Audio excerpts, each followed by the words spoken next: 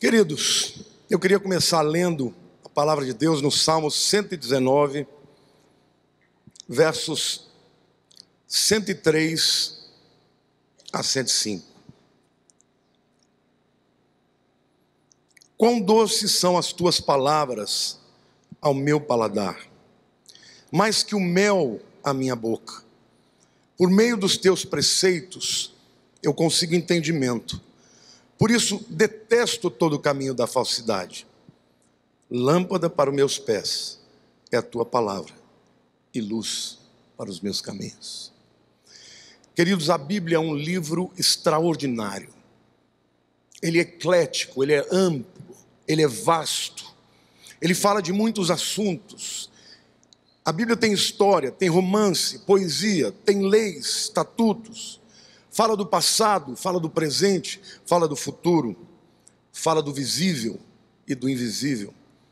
Fala de um Deus que é tão grande, que habita nos mais altos céus, mas é capaz de ser contido pelo coração de uma pessoa contrita. A Bíblia, meu querido, eu poderia passar horas aqui descrevendo a respeito da Bíblia. E ainda assim, seria muito raso qualquer descrição que eu fizesse. Mas o tema da palavra de hoje é a Bíblia, o livro para todas as estações. Assim como a natureza tem as suas estações, e cada estação apresenta as suas peculiaridades, a sua temperatura, as suas cores, e até mesmo o humor da gente parece ser afetado por essas estações. Na vida da gente também é assim. Tem tempo para rir e para chorar, para plantar, para colher, para construir e para derrubar. Há momentos na vida que os fardos parecem drenar a nossa força. Você já passou por algum momento assim? Em que a luta era tão pesada que você começou a sentir fraqueza, dificuldade de caminhar adiante? Pois é, eu quero que você saiba que os nossos problemas nunca surpreendem a Deus. O Salmo 46, versículo 1 diz: Deus é o nosso refúgio e a nossa fortaleza. Diga: Deus é o nosso refúgio e a nossa fortaleza, socorro bem presente nas tribulações. A Bíblia é o livro ideal para você ler em todas as estações, em todos os momentos, porque ela sempre trará uma resposta verdadeira, relevante, uma resposta que vai transformar o seu momento interior. A Bíblia é um livro que precisa ser lido, estudado, compartilhado, ensinado, porque ela é instrumento de Deus, não só para instrução, mas para transformação de todos nós. A Bíblia diz que aqueles que esperam no Senhor renovam as suas forças. Quantos aqui estão se sentindo cansados hoje? Cansados dos fardos da vida. Essa luta tem sido pesada, né? Eu quero dizer que a Bíblia promete, lá no livro de Isaías, nos versos 29 a 31, faz forte ao cansado e multiplica as forças de quem não tem nenhum vigor. Isso é para você. Os jovens se cansam e se fatigam, e os moços de exaustos caem. Aqui Isaías apresenta o indivíduo na sua plenitude.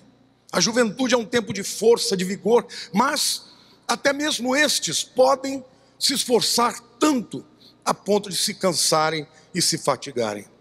Mas a Bíblia diz que aqueles que esperam no Senhor renovam as suas forças, sobem com asas como águias, correm e não se cansam, caminham e não se fatigam. O apóstolo Paulo certamente conheceu de perto esses momentos de fraqueza, de cansaço, de exaustão, momentos que hoje se chama de burnout. É quando o indivíduo chega a um estado mental em que ele já não consegue mais pensar, já não consegue mais fazer nada de maneira concatenada, de tão fatigado que ele está. E o apóstolo Paulo, ainda assim, preso em Roma, pôde dizer assim no capítulo 4, na sua carta aos Filipenses, versículo 13. E eu quero que você leia comigo esse versículo.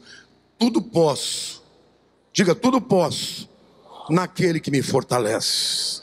Diga para a pessoa do seu lado, você pode todas as coisas, naquele que te fortalece. Amém? Você pode se expressar e agradecer a Deus por essa palavra maravilhosa.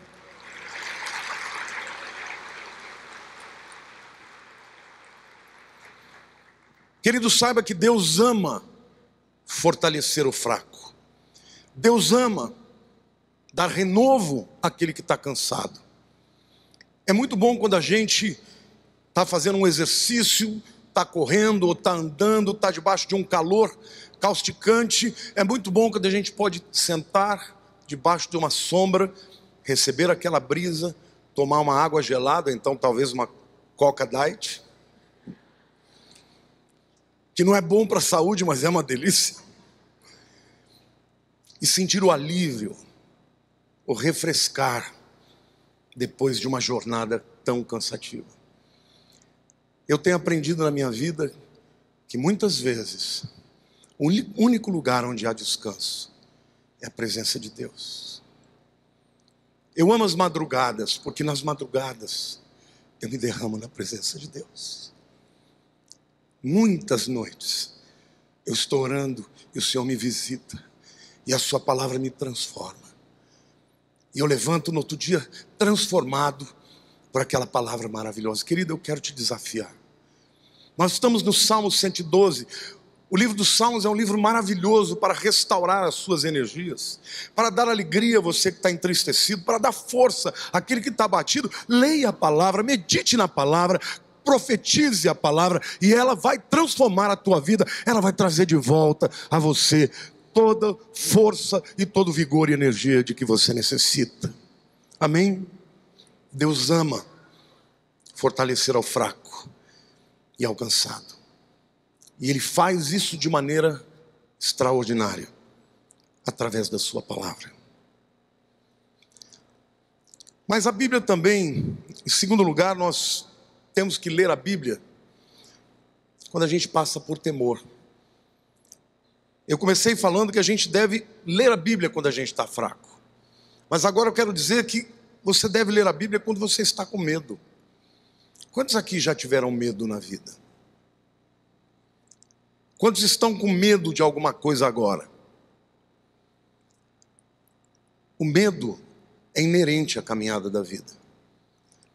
O medo é inerente à sua percepção de que você não é capaz de lidar com todos os problemas que você enfrenta. O medo é uma resposta natural. Na verdade, é uma forma do corpo te dizer que você ou tem que correr ou você tem que enfrentar. Mas há medos que são subjetivos. Há medos que não podemos enfrentar com os braços ou com a força do vigor humano. E nessa hora, você precisa ler a Bíblia também. Porque o temor pode ser uma enfermidade que não tem cura, um diagnóstico ruim. Pode ser um perigo iminente, num desastre, por exemplo, quando você percebe que talvez a sua vida vá acabar. Pode ser uma situação que você nunca se preparou para enfrentar. Todos nós tememos. E na hora do temor não existe melhor companhia do que a palavra de Deus. Amém? A palavra de Deus nos diz assim em Isaías 41, nos versos 10 a 13.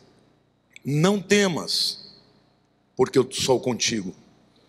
Não te assombres, porque eu sou o teu Deus. Eu te fortaleço, eu te ajudo e te sustento com a minha destra fiel. A destra na Bíblia simboliza a mão da força. Deus não tem mãos, mas Ele também usa de figuras de linguagem. E Deus está dizendo o seguinte: As minhas duas mãos são muito poderosas, mas eu uso a mais poderosa para te ajudar, para te fortalecer, amém? Eu sou contigo, não te assombres, porque eu sou o teu Deus. Todas essas afirmações revelam como Deus olha para os nossos problemas de maneira pessoal. Quando você chega diante de Deus com a sua causa, esta causa não é sua, é dele. Ele diz: eu sou o teu Deus. Os teus problemas são os meus problemas, amém? Te ajudo, te sustento com a minha destra fiel. Eis que envergonhados e confundidos serão todos os que estão indignados contra ti. Serão reduzidos a nada, e os que contendem contigo perecerão. Aos que pelejam contra ti, buscá-los-ás, porém não os acharás. Serão reduzidos a nada, e a coisa de nenhum valor os que fazem guerra contra ti. Porque essa é a nossa garantia, o Senhor teu Deus, te tomo pela tua mão direita e te digo: não temas, que eu te ajudo. Glória a Deus, irmãos.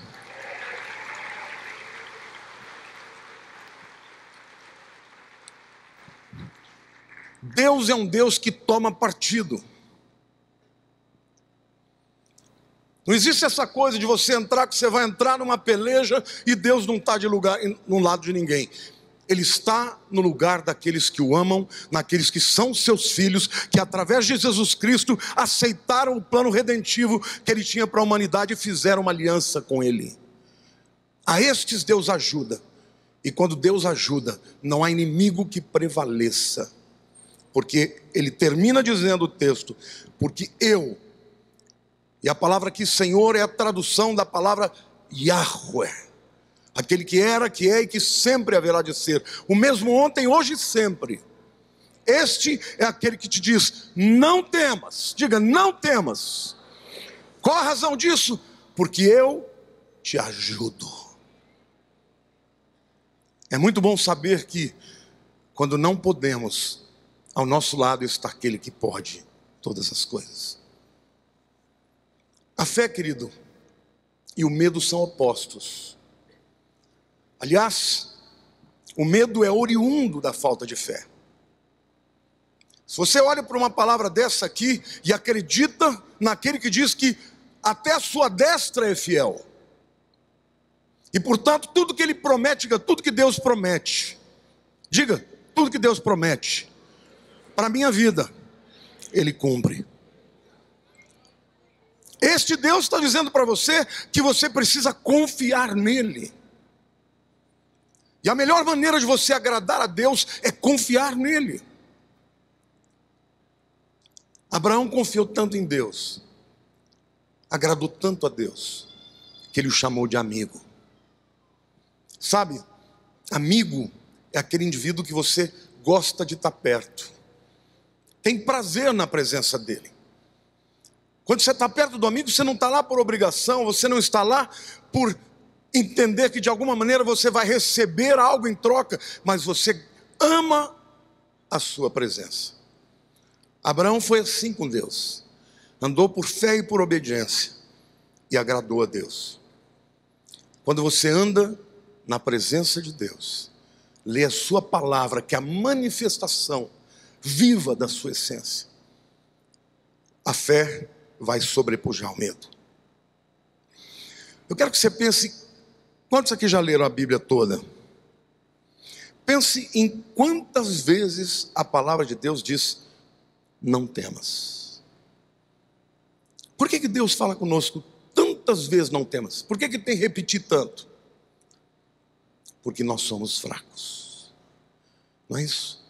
É como um pai que tem que ensinar a mesma coisa para um filho diversas vezes, até que aquilo se torne parte de quem ele é, até que aquilo transforme a sua mentalidade, até que aquilo faça dele um indivíduo completamente convicto de que aquela palavra é verdade, é lei, porque quando a palavra de Deus sai da sua boca, ela transforma, e não há ninguém que possa reter ou deter os seus desígnios. Amém, queridos? E é este Deus poderoso que está dizendo: não temas, não temas, porque eu te ajudo. Mas há uma terceira razão que nos deve levar à leitura da Bíblia.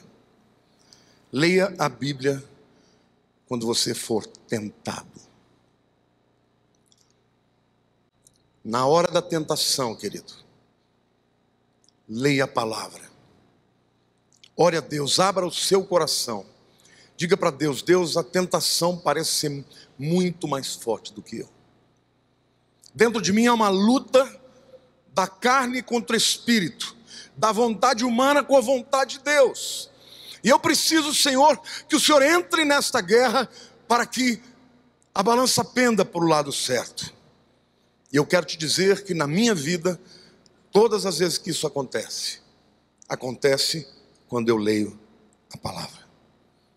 1 Coríntios 10, 13 diz assim: não vos sobreveio tentação que não fosse humana, mas Deus é fiel e não permitirá que sejais tentados além das vossas forças.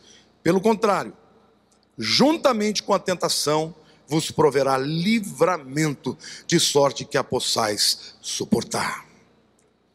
A primeira verdade aqui é que tentações são limitadas, diga limitadas, àquilo que podemos vencer. É por isso que a palavra está dizendo, a tentação ela nunca será sobre-humana. Porque se Deus permitisse que Satanás e as suas hordas do inferno nos atacassem com toda a sua força, ninguém resistiria. Mas Ele nunca permite. Diga assim: a tentação que vem para a minha vida, diga, é forte. Você vai ter que lutar contra ela, mas ela não é mais forte do que você pode vencer, amém? Jesus é o nosso exemplo no que diz respeito à tentação. Lá em Mateus capítulo 4, ele acaba de sair do batismo, onde desce o Espírito Santo sobre ele, e ele ouve a voz do Pai, que diz: este é o meu Filho amado, em quem tenho prazer, em quem me comprazo, ou que me alegra, que me agrada. E ele sai dali e imediatamente ele vai enfrentar o tentador. E o texto não é claro, porque ele ficou 40 dias e 40 noites jejuando. E o texto não é claro em que momento apareceu Satanás, se foi no primeiro dia, se foi no meio da tentação, ou se foi no último dia. O fato é que foi uma grande tentação que Jesus venceu como homem, através da palavra de Deus. Queridos, eu quero que você saiba que a promessa diz que junto com a tentação tem uma porta de escape. Diga assim: junto com a tentação, qualquer que seja ela, tem uma porta de escape. Amém? E Deus diz que quando você enfrenta o inimigo e a tentação, Ele não só provê a porta aberta, mas Ele provê também o livramento. Na hora que você faz a escolha de fazer a vontade de Deus e dizer sim para Deus e não para a sua carne, a Bíblia diz que Deus provê o livramento. Diga, o Deus Todo-Poderoso, o meu Deus é aquele que está ao meu lado na tentação. Ele me ajuda, me dá uma porta de escape e ainda provê o livramento. Não é maravilhoso, queridos? Não é maravilhoso, queridos?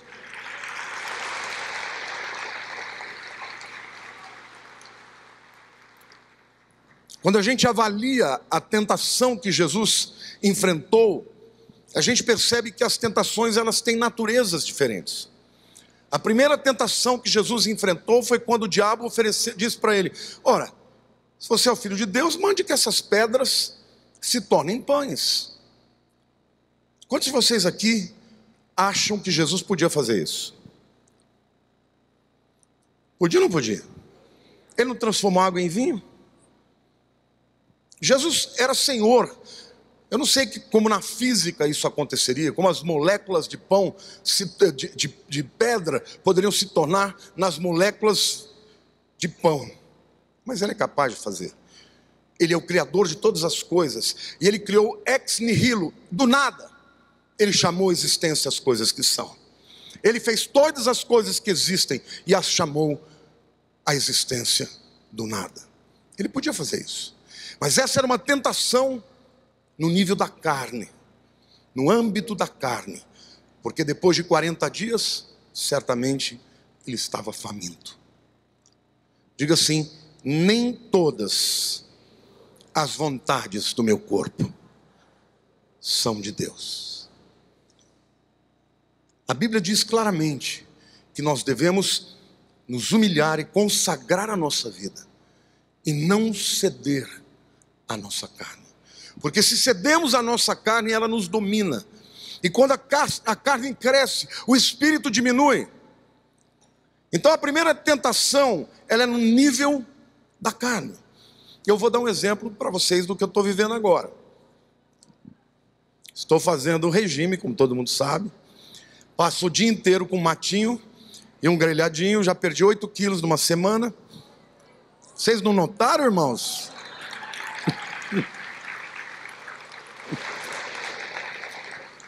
A barriga ainda está muito grande, né? Então vai demorar muito para aparecer. Mas essa noite, todo mundo já tinha dormido. Eu estava lá lendo, estudando. Eu passei na cozinha.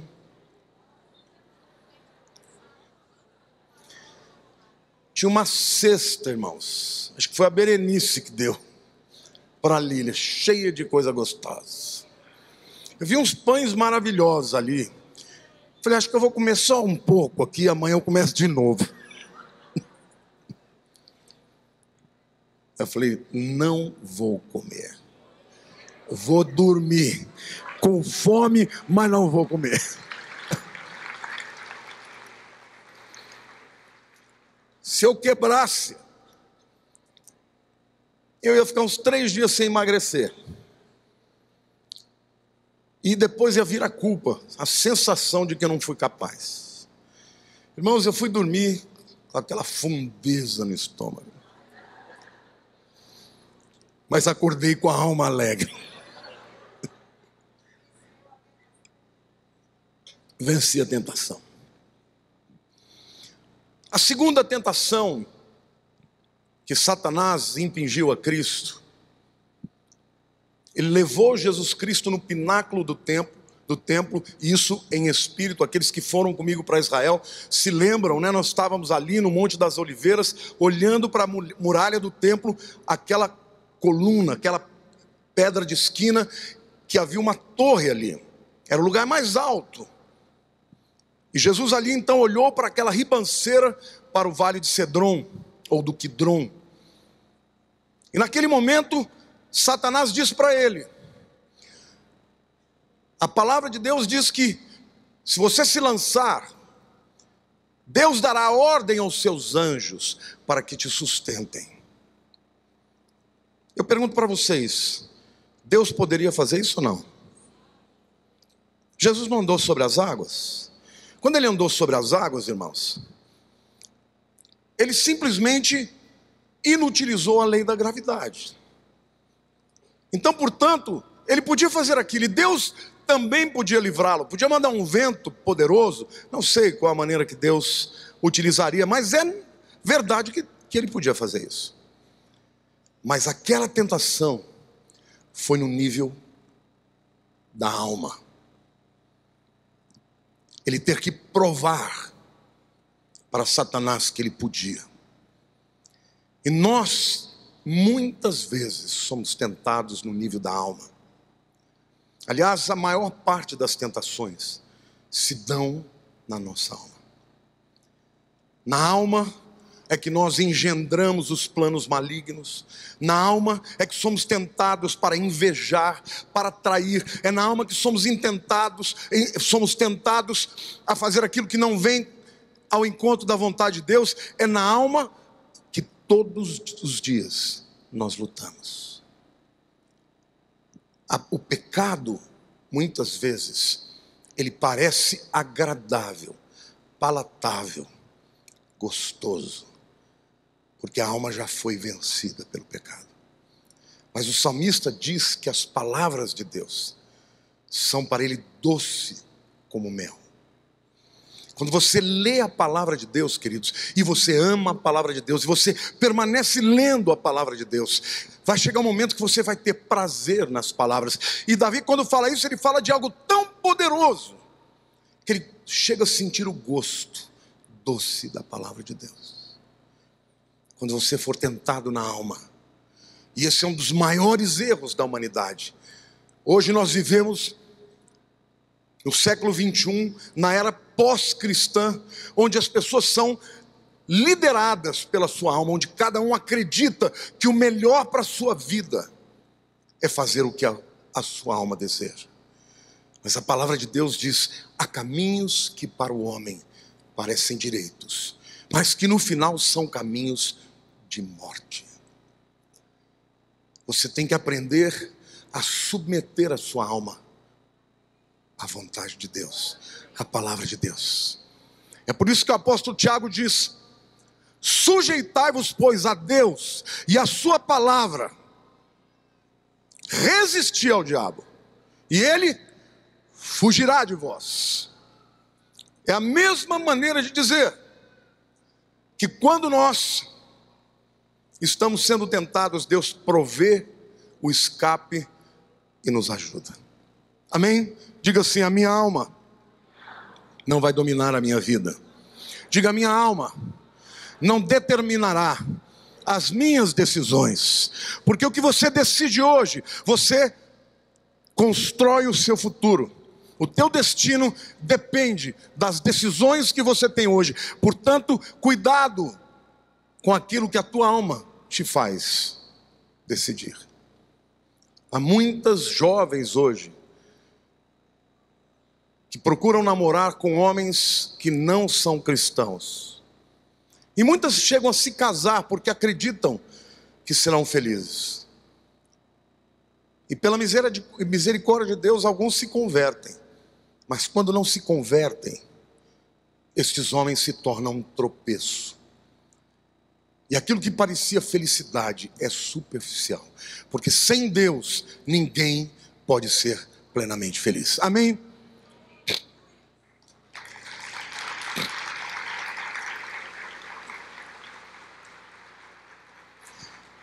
E a terceira tentação foi quando Satanás olhou, mostrou para Jesus o mundo, todos os reinos da terra, e disse: tudo isso aqui eu te dou, se você se prostrar e me adorar. A agenda que está por detrás de todas as ações de Satanás é roubar o lugar de Deus. Ele era o líder da adoração. Quando nós lemos em Ezequiel 28, a descrição de Lúcifer, parece no hebraico que as suas vestes representavam todos os instrumentos de todos os tipos de louvor. Não sabemos se ali é uma figura poética que Deus está usando, ou se de fato, quando Deus criou Lúcifer, dotou a ele de todas as capacidades musicais. Mas a verdade é que ele invejou a adoração que Deus recebia no trono. Então, o motivo de tanta morte, o motivo de tanta opressão, o motivo de tanta opressão é porque Satanás odeia quando alguém se rende ao Criador e entende que Ele é digno de todo louvor, de toda glória, de toda adoração, e se prostra perante Ele. Amém, igreja? Ele é digno de todo louvor. Não somos nada na sua presença. E Satanás, quando percebe isso, quando ele olha para um ser humano tão imperfeito, tão fraco, fazendo algo que era dele, que ele liderava, ele quer nos destruir. E naquele momento ele oferece para Jesus o poder sobre o mundo, sobre todos os reinos, para que Jesus o adorasse. Esta é uma tentação no nível do Espírito. Porque Jesus diz que a verdadeira adoração, o Pai procura adoradores, como? Que o adorem em espírito e em verdade. A verdadeira adoração ela não é intelectual. Ela não é algo que se encerra simplesmente dentro das emoções. Adoração é uma dimensão mais alta. Quando você adora de verdade, você entra na dimensão do Espírito de Deus, e ali você começa a receber a comunicação de quem Deus é. Você é impactado pela sua presença, você é transformado pela sua santidade. Quando adoramos, irmãos, nós saímos dos lugares de trevas, nós saímos dos lugares profundos e somos elevados à presença de Deus nos mais altos lugares, nas regiões celestiais. Amém?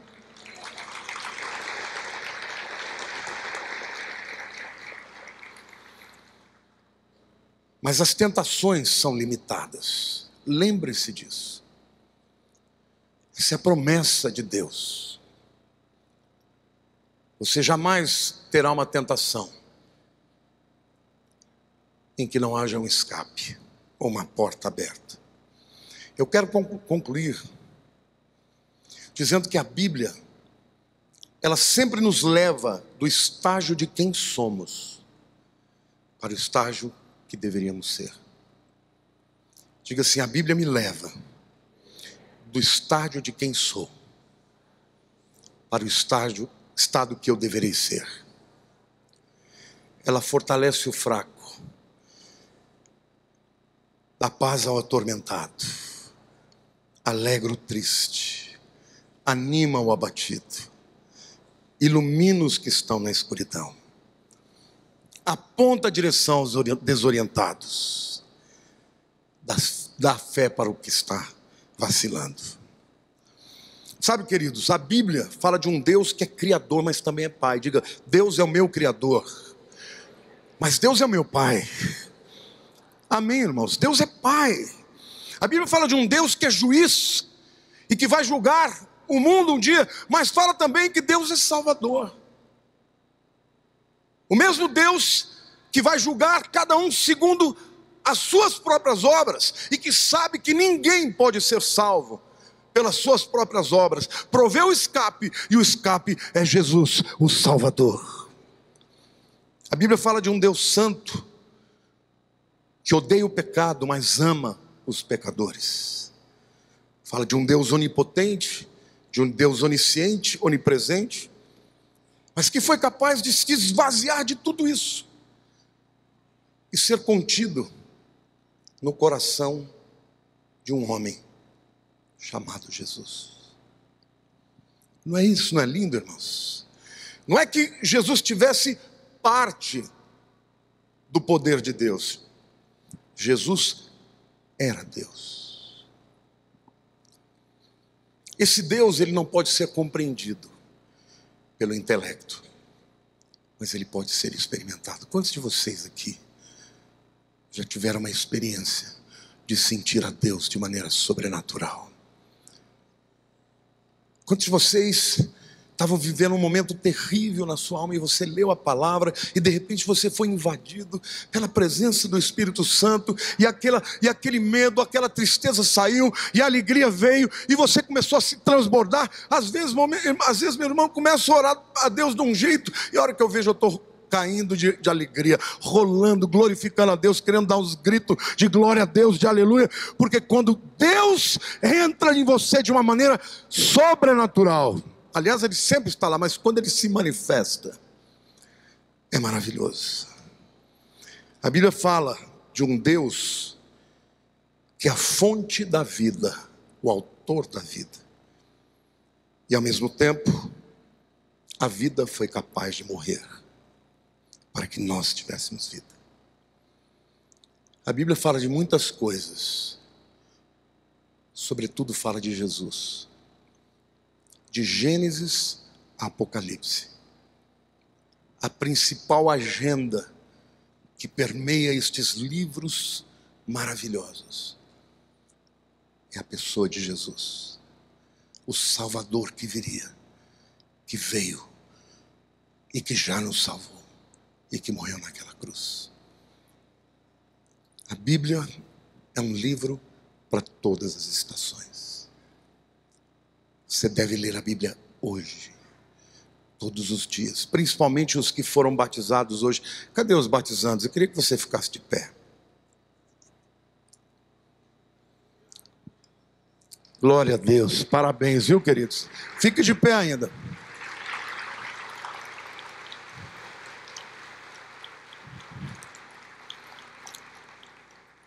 Todas as coisas boas da vida, que devem nos levar ao crescimento, elas precisam ser praticadas com disciplina. Se isso não estiver na tua agenda, um tempo de leitura da palavra, você não vai ler. Então coloque essa decisão no seu coração. Todos os dias da minha vida, eu lerei a palavra do Senhor. Na Bíblia está o tesouro de que vocês necessitam. Se vocês fizerem assim, vocês vão crescer muito rápido. E logo serão maduros na fé, prontos para cumprir o propósito que Deus tem para vocês. Amém? Pode sentar, que Deus abençoe. Parabéns por essa decisão. É só o começo, mas grandes coisas virão da parte de Deus. A Bíblia, queridos, não é um livro morto. A palavra diz: minhas palavras são espírito e vida. Deus criou o universo pela palavra. Deus te criou pela palavra. Deus te fez nascer de novo, te regenerou pela palavra. Diga: a palavra de Deus é vida. Não é um livro morto. É um livro que tem poder de transformar o nosso interior. E eu termino dizendo para toda a igreja: leia a palavra de Deus todos os dias. Eu não vou constrangê-los e perguntar aqui quem lê a Bíblia todo dia, porque eu iria ficar envergonhado e vocês também.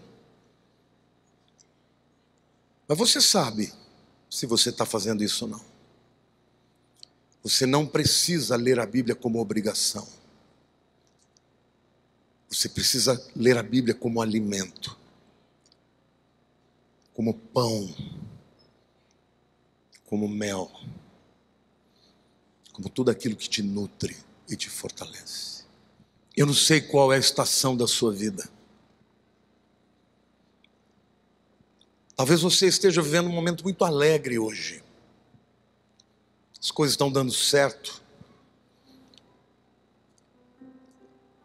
É nesse tempo que você deve ler e se preparar, e se fortalecer, para quando chegar a luta, os obstáculos, os inimigos que se revelam de maneira infiel, desonesta. Leia a palavra, permeia sua mente com a palavra. Talvez você esteja passando por um momento de lutas, de perdas, de enfermidade, de pobreza, de carência. Talvez a sua alma esteja abatida, deprimida, sem enxergar a luz do sol, que está coberta pelas nuvens. Leia a palavra. O Senhor quer usar da sua palavra para te dar alegria, renovo. Você não vai ser um leitor da Bíblia se você não tiver disciplina.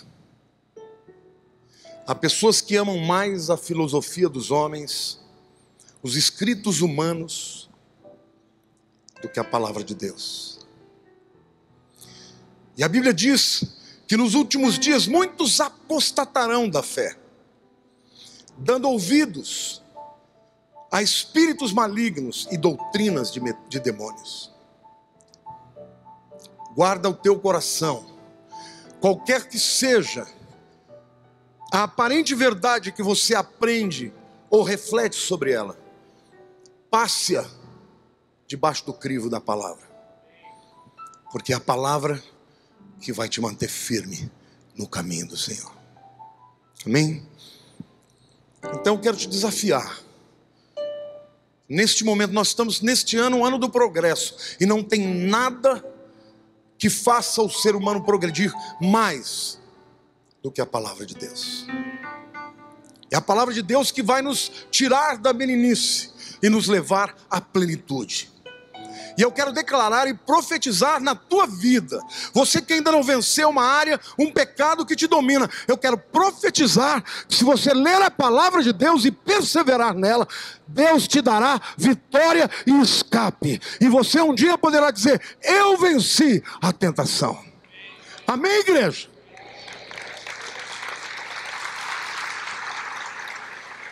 Levante a mão para o céu. Eu quero que você faça essa oração comigo. Diga: Senhor, me ajude a ter responsabilidade, fome, sede pela Tua palavra. Que eu leia a Tua palavra diariamente, pois ela é lâmpada para os meus pés e luz para o meu caminho.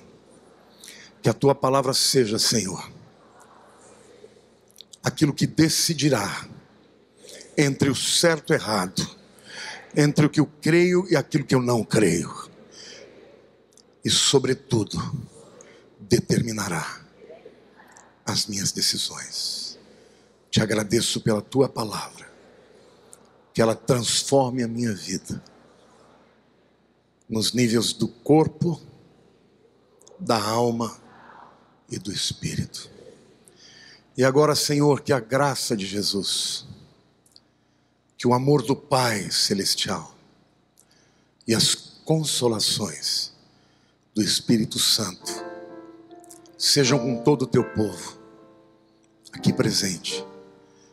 E onde houver um cristão invocando o Teu nome, até o fim, para a honra e glória do Teu nome.